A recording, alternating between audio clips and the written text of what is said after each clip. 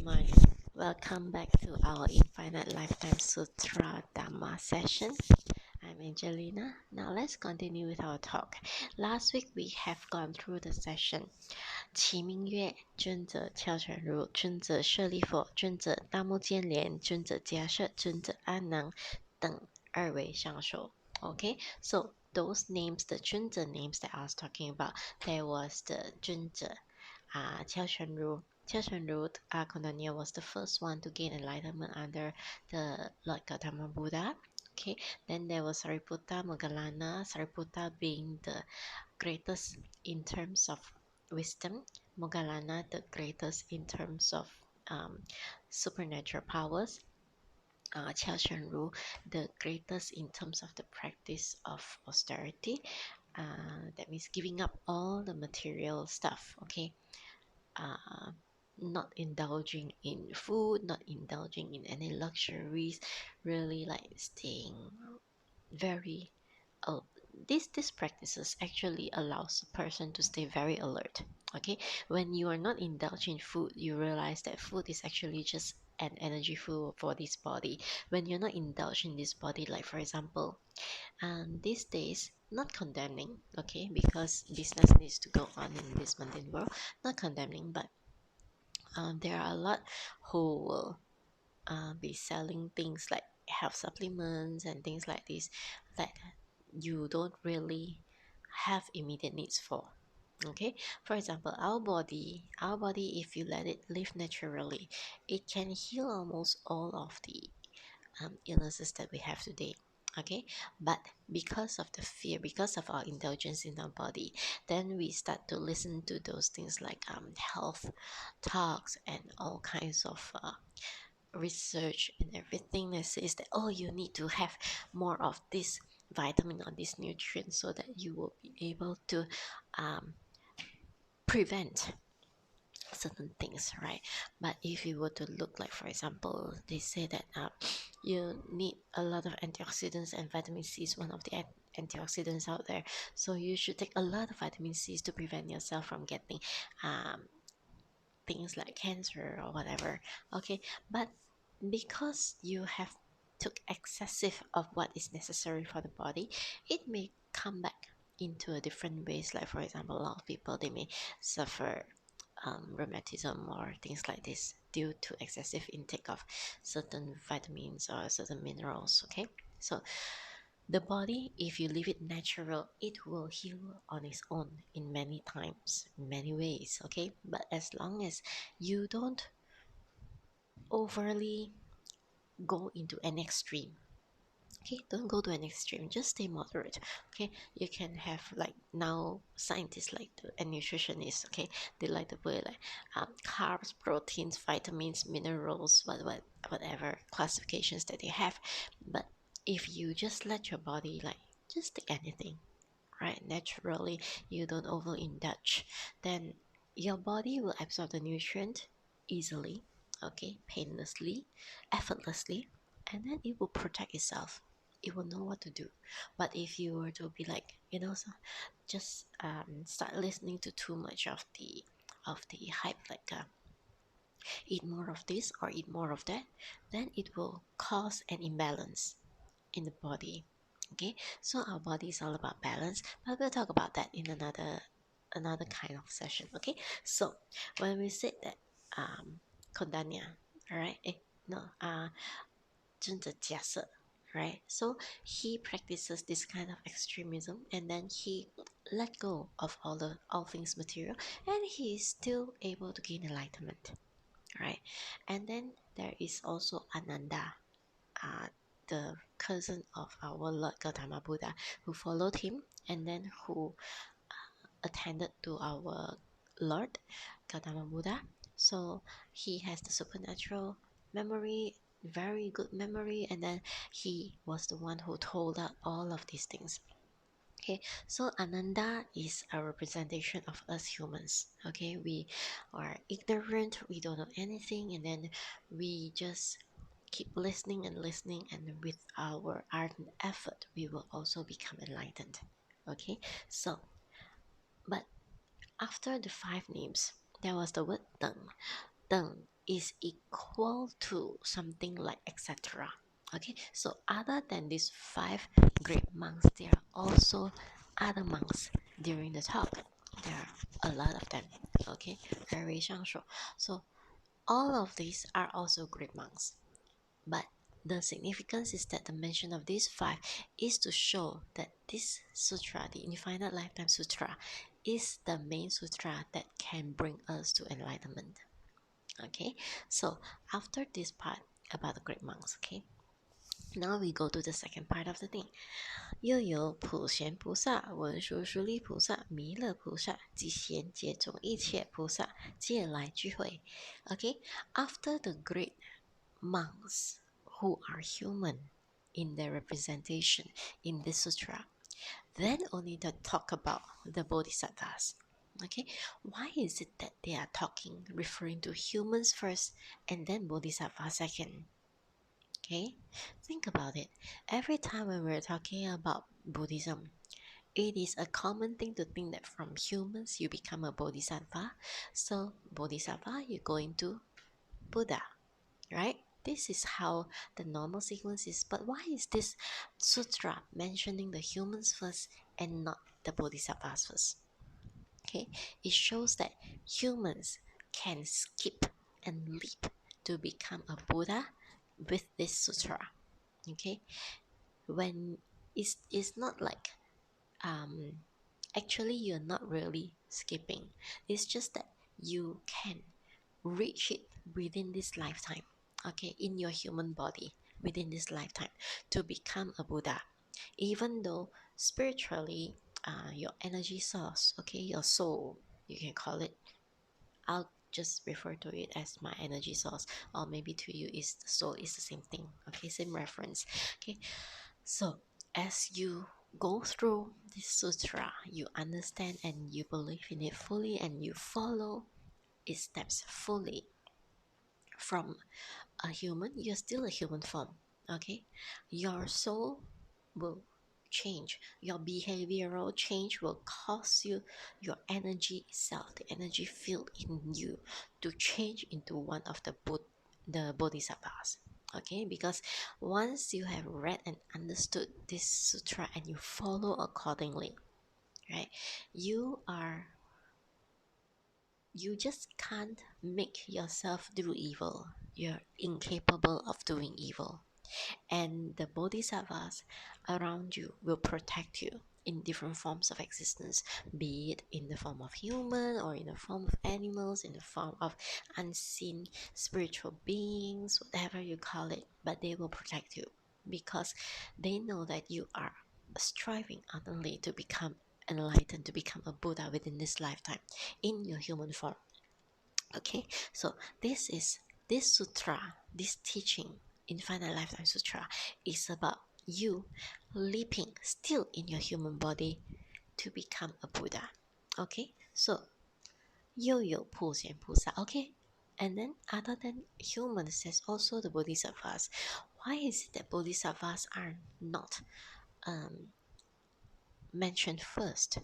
Because there are also bodhisattvas who refuse to believe in the sutra. They are not karmically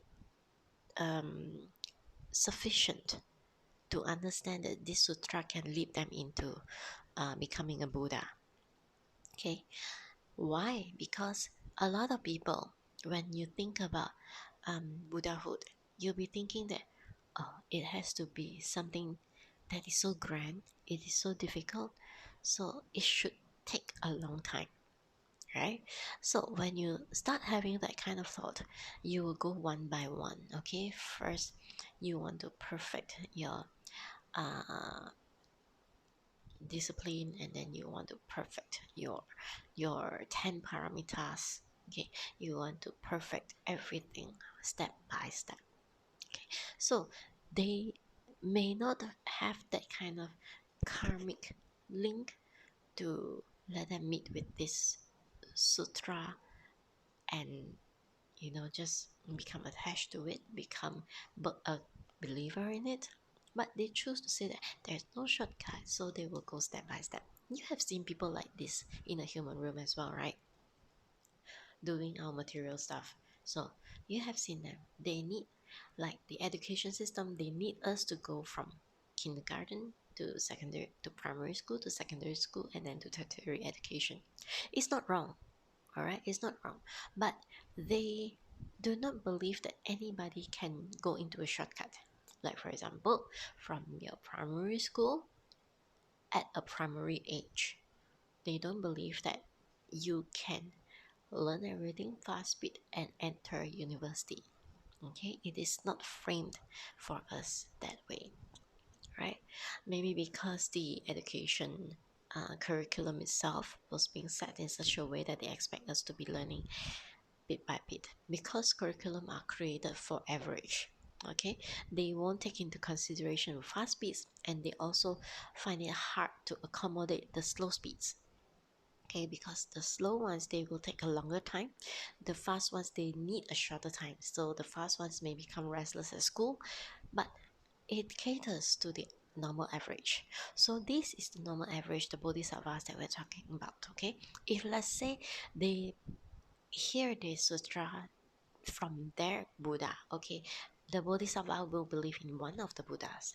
So when their Buddha speaks to them about this sutra, and then they suddenly, hey, this one is a fast track. Okay, I understand when you're a strong believer of karma, you know that what you think thus you become. It's not just the act, it's what you think. The moment you think, then you will become. So if I were to think about Buddha, I will become the Buddha. All right, let me say an example. Okay, for example, there was once one painter, I forgot which era it is in China.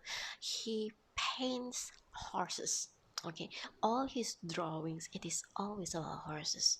Okay, so every day he'll be thinking about horses, he'll be drawing horses, he'll be really drawing them, like how they gallop, how they eat, how they sleep, everything. So in all his waking hours, all he thinks of is about the horse. Okay, about horses. So one day, one fine day, he was having his afternoon nap like usual, and the wife came into his room and she saw a horse on the bed instead of seeing him. Okay, so she got a shock. They said, "My husband become a horse," right? So when he woke up, then he says like, "Oh, you were briefly a horse when you were sleeping." I said, "Oh, so actually, what you think, you become." All right. So this is exactly how those motivation gurus say so as well. If you think of yourself, a lot of people say about manifestation. Oh, who is it? Give me a moment, please. Sorry for the interruption. That was a phone scam. Okay. All right. Let us continue. So from the he was sleeping, he was napping, but all his waking hours he was drawing, painting horses. So when he thinks he became a horse when he was asleep, and his wife saw him become the entire physical itself became a horse. So how is this possible? Okay, by science it shouldn't be possible because we have a human body, right? We are in a human form. How did we suddenly turn into a horse? Did the wife see wrongly or anything? But no, the wife was awake, she wasn't asleep, and she didn't take any hallucinative pills or anything, right? So she saw a horse instead of a husband on the bed. So it shows that we are capable of turning into whatever we think. Okay, even those motivation gurus, they talk about the word manifesting, manifestations. So it is like you think, therefore you become. You think, therefore you are.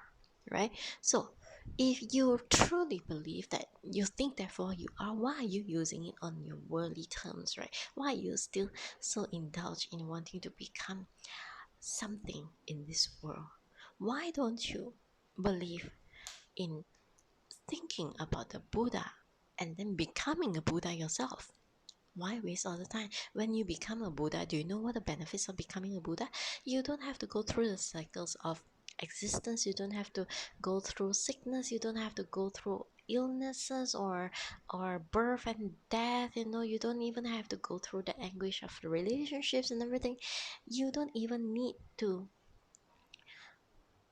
wait for people to discover the universal truth to you, because as a Buddha, you are the universal truth. You already know the answers. It is all right in front of you. So why do you waste time, right, going through existence after existence? Yeah, some people say that, oh, after you become a Buddha, then there's no life left, but who says so? After you become a Buddha, you help others to become a Buddha as well. After you have become a Buddha, you can see through that. Okay, so yeah, relationship, yeah, separation is painful, but relationship is actually based on the four reasons. Okay, either you come back for the to receive a gratitude, or to pay a gratitude, or you come here to collect a debt, or you come here to pay a debt. That's all, right? But along the way, you can still show your compassion. You can still have your loving kindness to keep the relationship in good terms. Okay, so that if when you come back again as a Buddha in the next life, you'll be able to be associated with this person again, and then you'll be able to share the Dharma with them, and then to help them because you have goodwill for them, and then they will also become a Buddha. And then when you meet each other as Buddhas, they know that you and I are one and not anything else. And then you'll be so glad that you have already done that. And then you'll be like, everything is just so natural. Okay, you won't need to be suffering about the birth and the death, and then like all the stigmas of the society, like, hey, you are this age you should get married, you're this age so you should get married, and then why you married and without children, why are you having children, okay, what's your job, how much are you earning in your job, hey, why have you upskilled yourself or anything, like from a manager, do you aspire to become something of a top management one day, how long is your career path? You don't need to worry about all those things. Okay, when you become a Buddha, you still work, you still earn, but you come with the realization that if I need money, money will just come naturally to me in abundance, in according to how much I would like to spend on it. I don't need to be scurrying about money. I don't need to be thinking about investments. I don't need to worry about anything like that at all. Okay, so why don't we become Buddhas? Why are we still so manifesting for worldly things? Why don't we use the power of this manifestation to become a Buddha? Right? So back to our topic. So this is how it is. Not all Bodhisattvas will follow this infinite lifetime sutra, even if it's right in front of them, because the karmic reasons is still not strong. Okay, and they may be attached to, like, for example, 华严、华藏世界. Okay, there are other Buddha worlds, and they don't give shortcuts like Amitabha Buddha. Okay, so you have to go through aeons of existence, and aeons I'm talking about hundreds of thousands and billions of years. All right, it's not like very quick.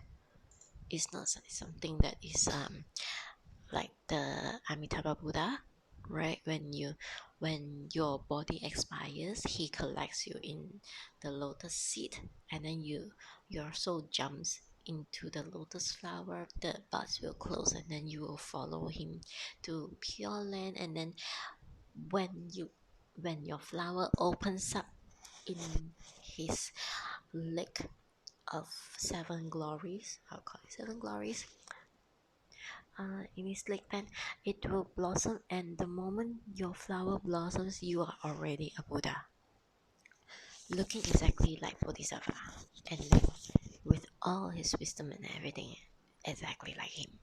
Okay, you become the Buddha. Why don't we want to do that? Well, not all Bodhisattvas will believe this, because this is such a shortcut, but they chose to believe that, okay, I have to go through existence again and again, and to perfect my practices, right?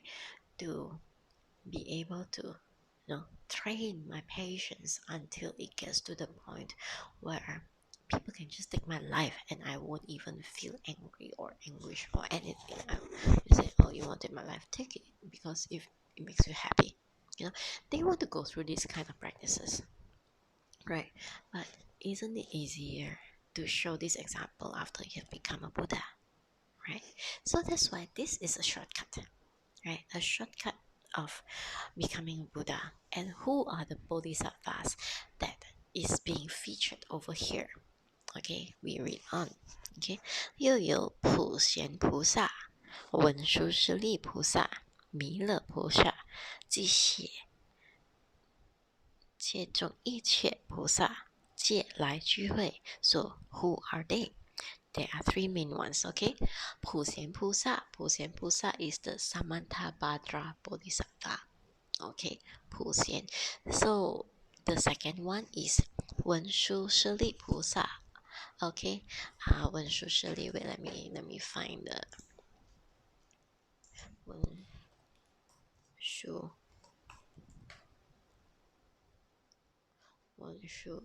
菩萨. Manjusri, yes, Manjusri. Okay, so 普贤菩萨, sorry, Samantabhadra, Manjusri, and then also Mila Pusa. Okay, Mila Pusa, Mila Pusa. You call, in English they call it Maitreya Buddha. Okay, who are they? Who are these three?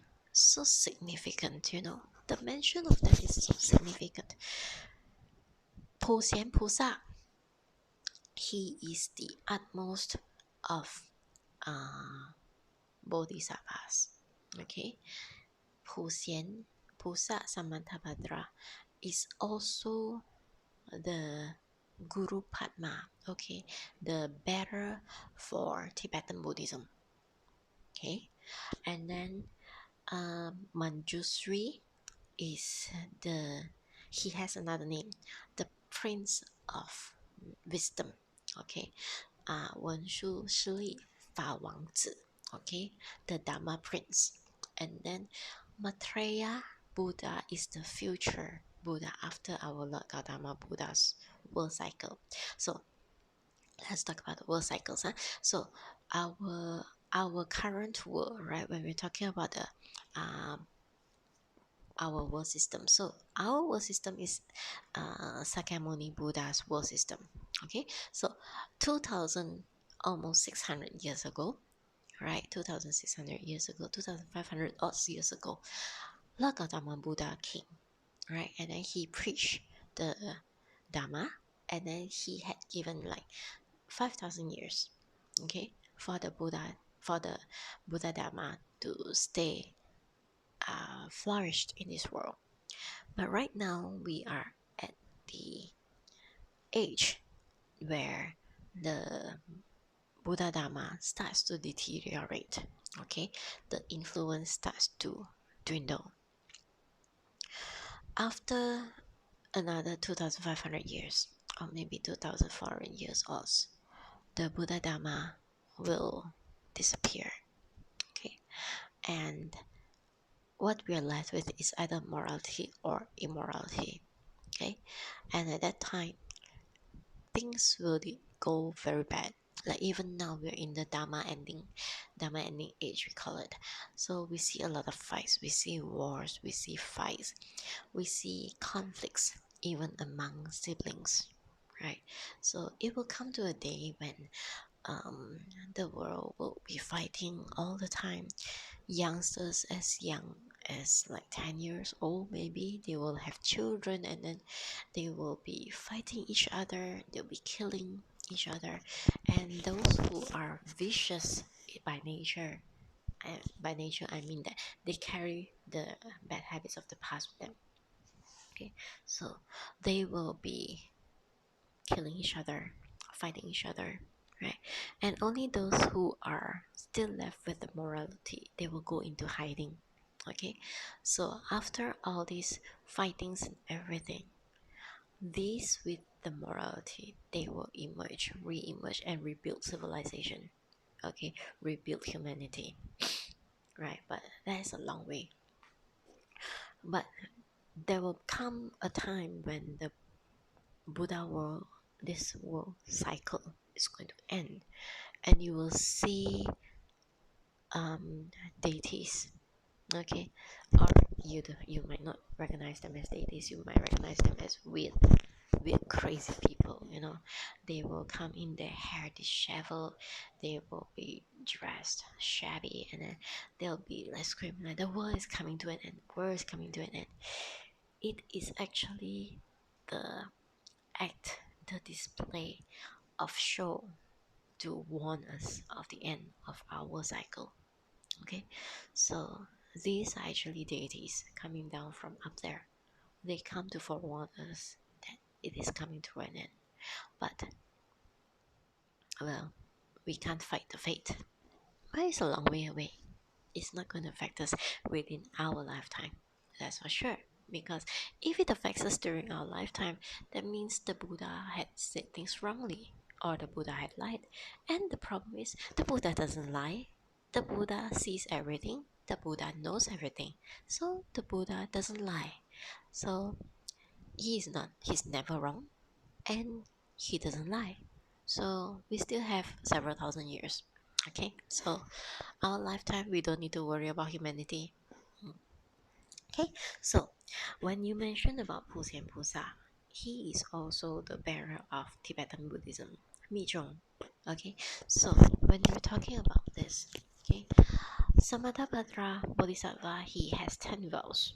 Okay, the 10 great vows, right? If you were to, it is everywhere. In fact, I have also shared it before, I think, in one of my writings. So we will look at the text of it. Okay, 普贤菩萨十的愿望. Okay, it is found in the Huayan Jing. Okay, the flower garland sutra.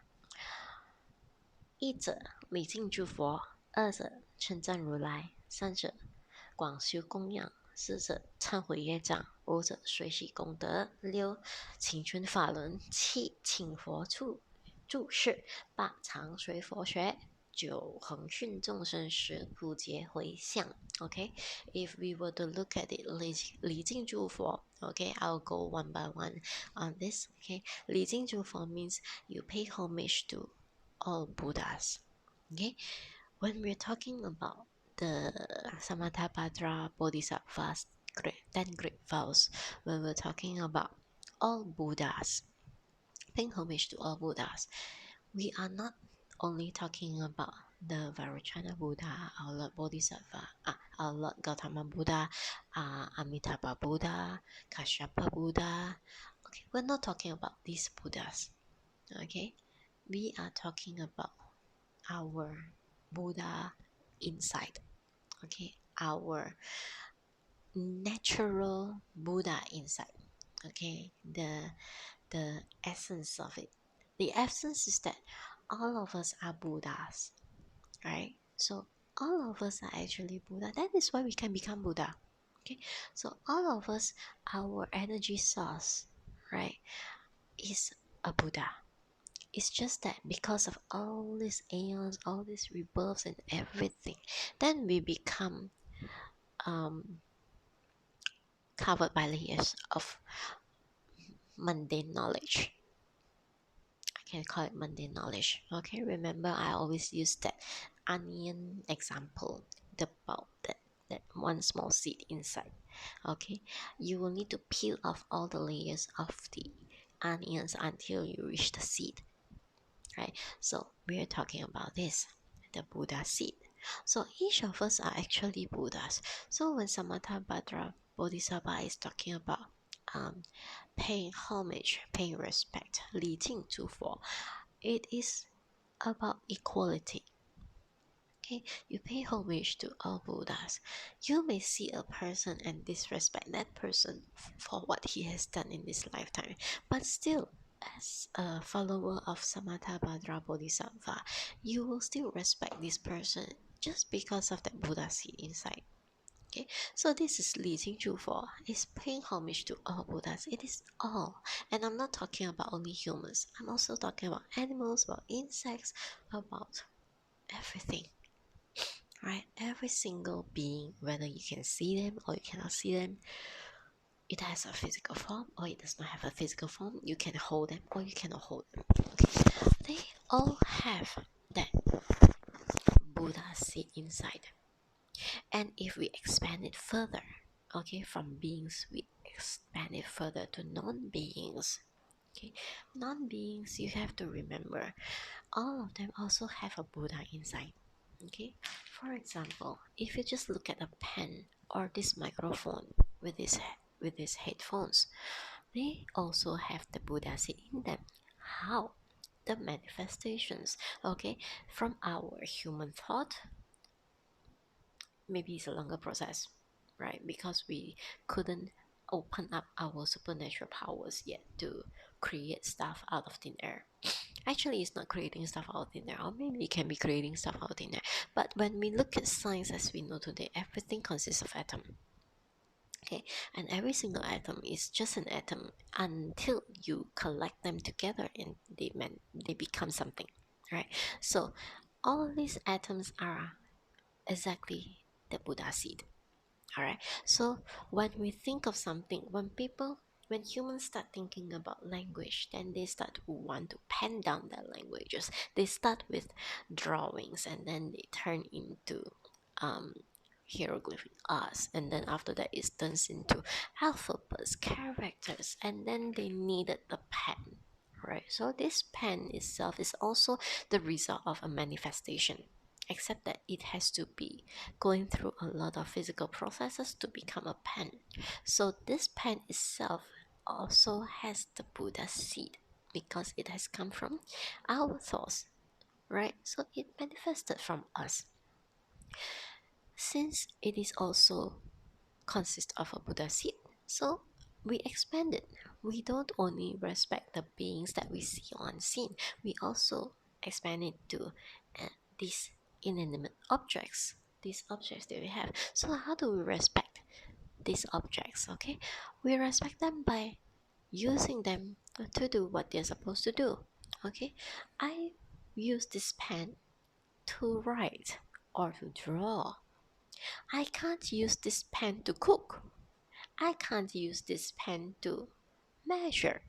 I can't use this pen as a fan if, let's say, it gets warm, right? But I can use a fan as a fan, and if it gets warm, I use the fan to fan myself. But I can't use a fan to write. I also can't use this fan to cook, right? So every single tool has its own uses, and we take care of our tools, all these things, right? By putting them and using them correctly, right? Keeping your tables clean, keeping your computers healthy, keeping your put them to at their respective places after you finish using them. Okay, all these things are also a respect. So you can see Samantabhadra Bodhisattva's respect in his 10 great vows. Okay, it is the equality to its peak. All right, there's no higher equality to this, right? So equality also, if you see somebody as the Buddha, then that's because you are also a Buddha. When you see somebody is a Bodhisattva, that's because you're also a Bodhisattva. Like for example, if you were to go to work, right?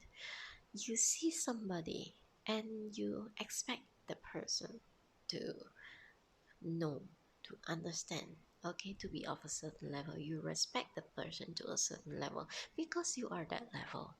But if you disrespect another person, right, that's because you are to that level where you disrespect this person. Okay, for example, you nowadays we see a lot of things like toxic office environments where some people they will gaslight, or some people out of spite and jealousy they will try to put down their subordinates, right?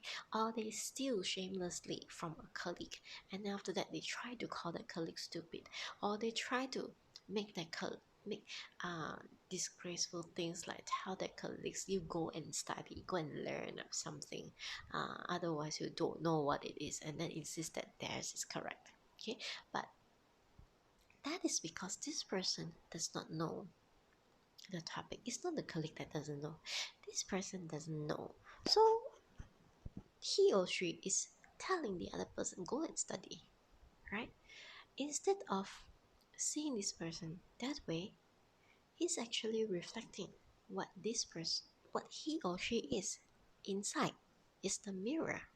Okay? So if people are trying to put you down, that's because they are that level that they try to put you down to. They are not up to that level. So that is the equality, if we look at it in a very bitter sense. But as a bodhisattva, right, or as a Buddha, Samantabhadra Bodhisattva was actually, I would say, he would have achieved Buddhahood so easily. He's already a Buddha. But to us, he manifests himself as a bodhisattva. We name him a bodhisattva because we are closer to him.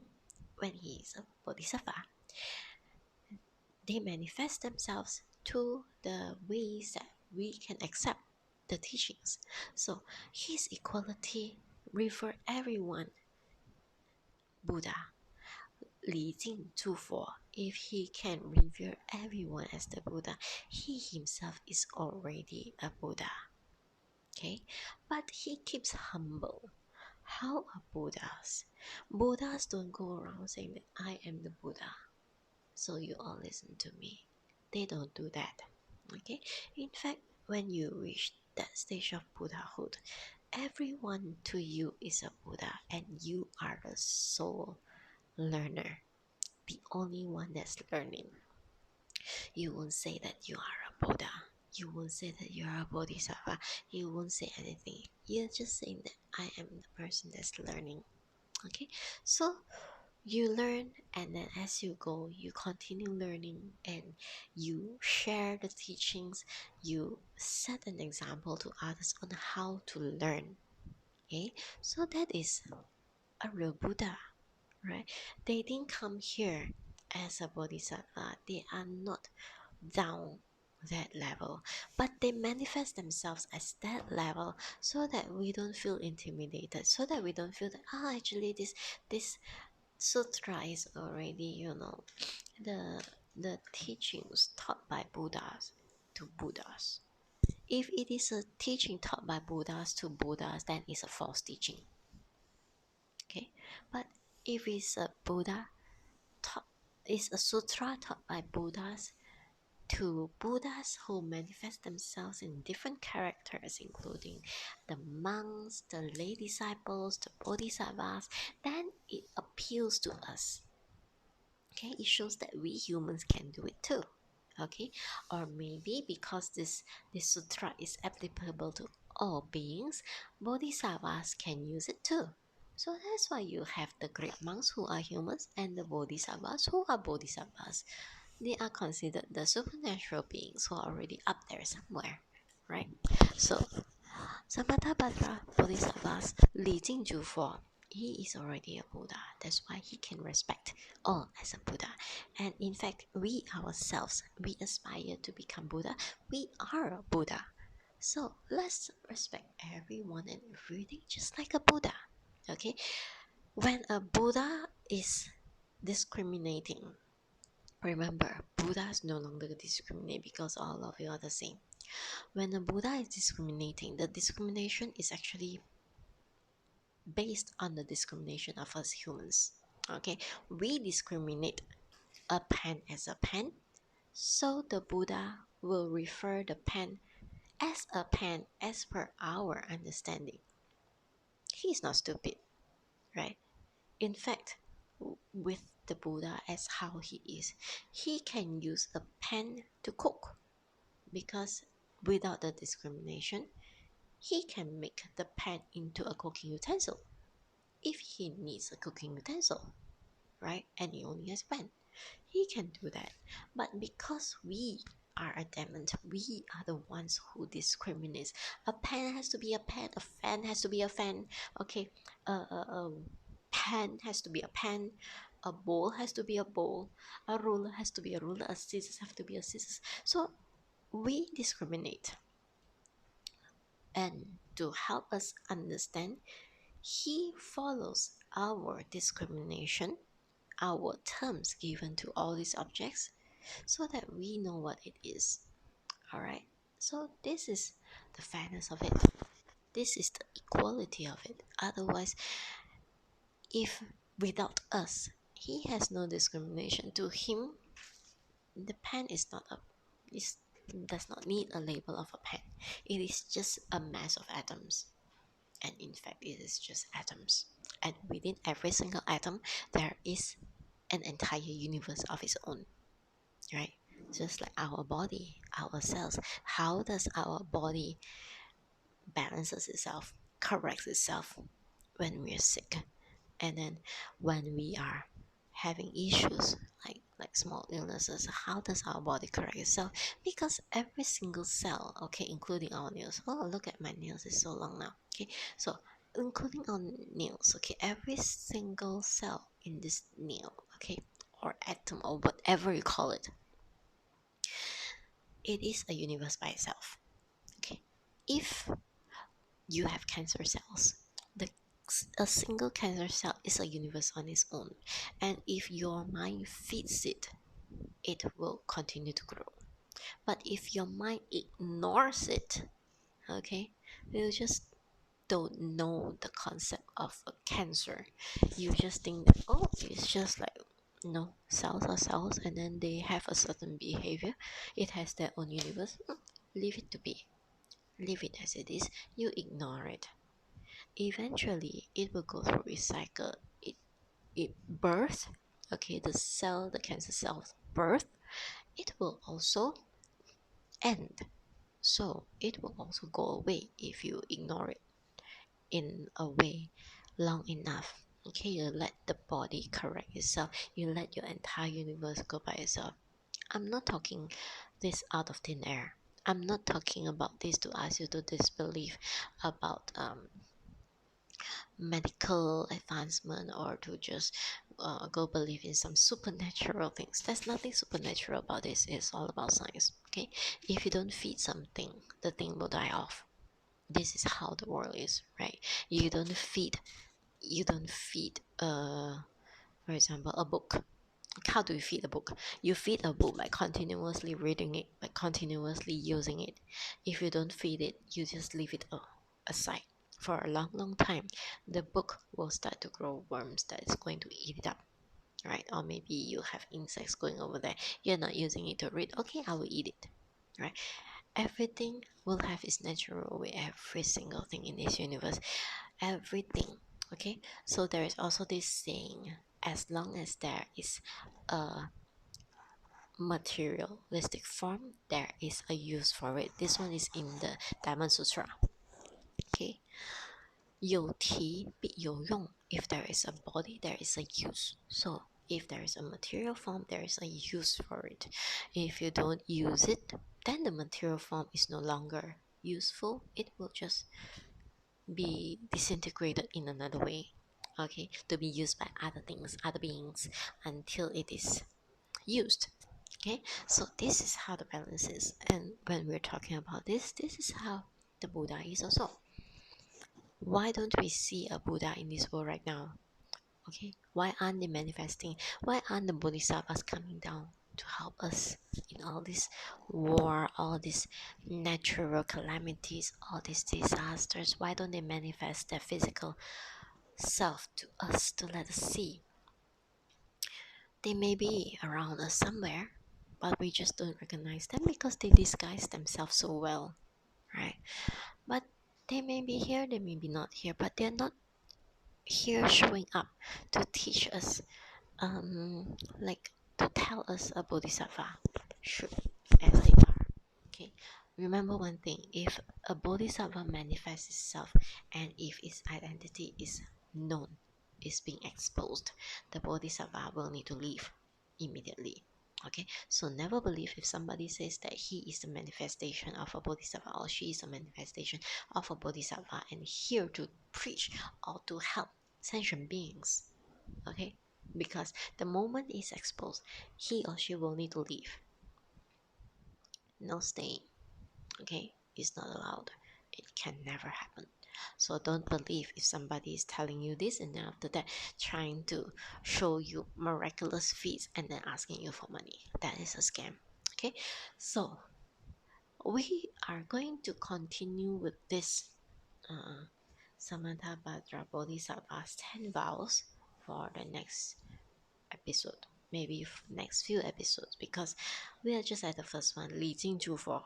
礼敬诸佛 in the sense that all beings, okay, you have come this far, you're watching this, you've come this far. So you start noticing around.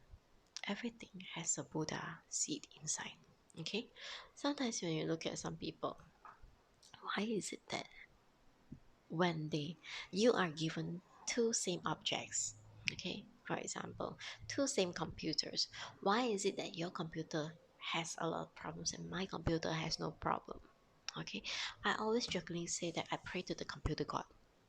Okay, but it is actually the logic behind all this.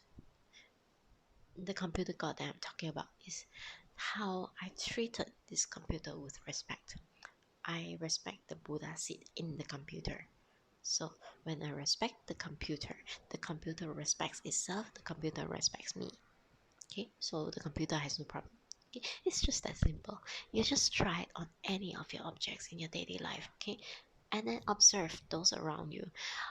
Why is it that some people they buy a car and then the car will have a problem even if it's a new car? Okay, and then you try to look at this person. This person will just probably have skeptical thoughts about people, and then the moment they become skeptical they will think that things will definitely go wrong. Sometimes you call it as pessimism. Okay, so when they always have this mindset, then the things that they touch will definitely become that. Okay, was it something like the Murphy's law or something, right? Whatever name they call it, but you just observe. Okay, why do good things always seem to happen to good people and bad things seems to always happen to those with bad luck? You call it bad luck, but actually it is a manifestation. Okay, remember, manifestation is a very powerful thing, so use it wisely. If you are wise enough, you'll use your manifestation powers to become a Buddha in this lifetime. Okay, so we are going to continue the Dhamma talk next week. When we go into the second one, 一者礼敬诸佛，二者称赞如来。Okay, what is 称赞如来? You praise the future Buddhas. Alright, so till we meet again, be good and please look around. After I have given this simple talk, okay, actually I didn't tell you anything supernatural or extraordinary at all. It is all natural. Okay, I didn't discover it, right? It is just all there. You only need to open your eyes to observe. So until then, we meet again next week. Take good care. Bye bye. Amituofo.